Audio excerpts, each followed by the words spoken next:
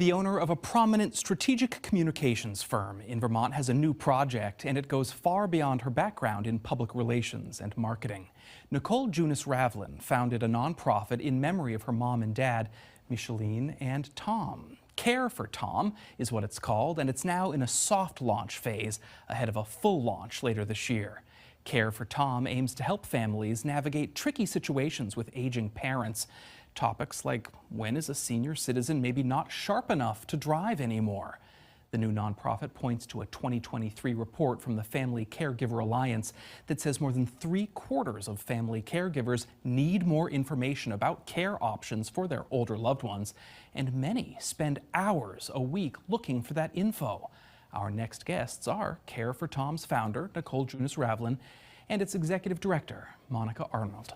It was really challenging to be in that sandwich generation, but also realizing that I was the kid and my parents are still my parents. And so I struggled with having to manage some of their daily or weekly or life things, including driving, right? Like, should you maybe not be driving anymore? Wow, we're jerking a lot in the car. How does this work?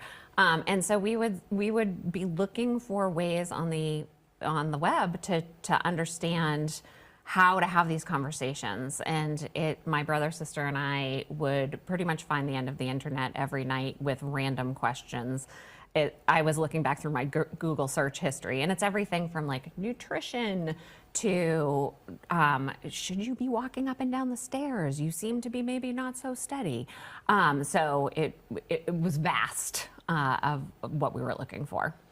But when did you realize it can't just be my family that has these questions? Others must have the same questions. When did you realize this could be something larger? In the final months of my parents' lives, my sister and I were wondering how families who didn't have as much flexibility as we had. I own my own business. She's a stay-at-home mom. Like, we could spend a lot of time, or the time that we needed to, helping our families because we had flexibility in our schedules. We also had resources so that we could potentially pay to have some extra help or whatnot to make my parents' lives easier and to ensure their safety. But as we were kind of approaching the final months of their lives, I was thinking, gosh, what if I was a barista and I had to show up at work at a certain time and I then had to stay over because my shift continued, right? And I couldn't get to my parents' house to ensure that they had eaten their dinner, had they taken their pills, which is something I was doing, 2 or 3 times a day towards the end. And I realized there's no way I would be able to do that if I were in a different situation. So how can we help people who are finding themselves in that situation to help take some of the process out of it? And really the hardest thing, or the most time-intensive thing, was researching. What are my options for this? And then finding out, like, the options are, and coming from a marketing background, are these being influenced by marketers who are saying, oh, here are the top 10 questions you need to ask for this? And that's funded by maybe assisted living facility. Well, obviously those questions are skewed. I really wanted to find resources that people could utilize and know that they came from experts in the field and that they were unbiased, so that they wouldn't have to continue searching. So that's kind of where this all came from. And Monica, you are the executive director of Care for Tom. What's your vision for how you will scale this up and make this a resource that people in situations similar to Nicole's can access really from anywhere? Yeah, so Nicole kind of highlighted the first, I think, is just having that comprehensive wealth of information. So everything to understanding from a nutrition and food security perspective, all the way through to the sort of final months and days from a palliative and hospice care. So providing resources and guides for individuals and their support network that provides that wealth of information and accessibly. So it's downloadable guides and checklists that exist online. They'll be formatted to also look at on your phone. So if you're in a hospital with your loved one and it's an emergency issue, you can quickly sort of look up what you need to. And eventually then, today, the resources are scaled at more of a national level. We hope to begin to build state-by-state resources, so you have the information available, but you can also begin to link out. So if I'm having sort of food challenges that I read about what I might need to be concerned with, I can link directly into Vermont Food Bank because I'm in the state of Vermont and understand what resources will help me actually act on some of that information as well. So providing that information and also building a little bit of intelligence into the website where you can actually pick out sort of provide a little bit of your challenges that you have, and you'll be returned with sort of what's relevant for you so that you can see it's more customized to what you might be needing at that point in time. In Nicole's description of her vision for the nonprofit, what I most heard was that it has to be unbiased information that you're providing. If you, for certain things when you're looking, you find you're led to resources that are underwritten or partially funded by for-profit organizations.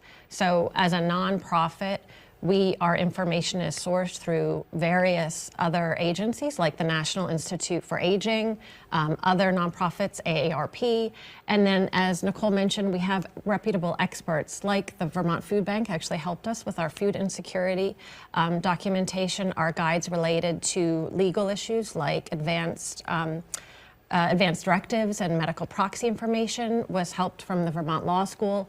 So we're linking out to other nonprofits or government or state agencies that will help us. So you can know that when you come to the information, it is driven by individuals and groups that are focused on sort of just improving the quality of care and life of the individuals rather than a bottom line for a company. I recognize that you're still in that very, very early stage before you have your full launch this summer, but what I most admired about your website when I was surfing around is how easy to read it is. The information is very well organized, very simple, and when you're getting information from a bunch of different sources, the fact that you have distilled it in such a simple and helpful way, I think will really be beneficial to its users. Thank you. Yeah, we've worked really hard to make the guides that are online currently and those in development really easy to understand for anyone at any level of their care journey. And we want to make sure that there's practical information with the links that Monica mentioned, but also that there are discussion guides for how to have difficult conversations. Again, you're still the child sitting in this, right? And I've told the story a bunch of times, but my dad, when I was like, really, I think we need, my mother's like, you're gonna have to talk to your father about the driving. And I went and I had that conversation. I'm like, I think it's time for you to stop doing this. And he's like, you just wanna take away my manhood. And I was like, no, it's like a safety issue. And we had a really bumpy conversation and had to have them multiple times before he was ready to turn over the keys. And so if we can help shorten that and make things a little bit more comfortable for people, you want to keep the relationship with your parents intact, and your parents want that too. They're still your parent, right? They don't want to be your child. So how can we help people navigate those difficult conversations, give people the information that they need to help advise their parents on sound decisions, ensure everyone's safety and kind of happiness in this kind of final journey of their lives. Today, there are about 17% of Americans are 65 years or older, and in 15 years, that'll grow to 22% of the population. And Vermont has one of the states with the highest number of older Americans. So it is a growing issue that we all face, whether we're helping care for a loved one or will become those older adults. And so part of our intention as well is to continue to refine the information as more studies are published, as more resources are available, and then make it sort of updated and even more relevant with the evolution of all of the science and the people in care. If this kind of clearinghouse for unbiased information were available in your parents' final years, easily accessible to you, how do you think that would have changed your final years with them. I would have been able to spend way more time with them from a quality of life and relationship point of view, rather than researching hours. I mean, every week between my brother, sister, and I, we would be spending hours on something my parents mentioned that we're like, gosh, we can make this easier for them. So one of us is digging, my brother-in-law as well. We just spent so much time on it. And in speaking with friends and colleagues who are going through similar situations now, that's the hardest thing. If your parent goes to the ER, you're now their medical proxy. What are the questions you should be asking? I know what I would ask for my kids, but is it different for geriatric care? And is it something because I'm the proxy and I'm not the person? What am I allowed to ask, or what are the things that I should be considering? And that guide is coming out in the next week or two. It's basically the cheat sheet for your first time going to the ER with your parent. And what do you need to know about? And what should you be asking? And what should you be paying attention to? What should you be paying attention to at home if they've been rushed to the ER via ambulance? What are the pieces that you need to ensure that you're bringing with you, or making sure that, gosh, is somebody picking up the mails? You know, all the little details. Well, we look forward to seeing how the nonprofit develops. One more time, Monica, the website everyone should remember. www.carefortom.org.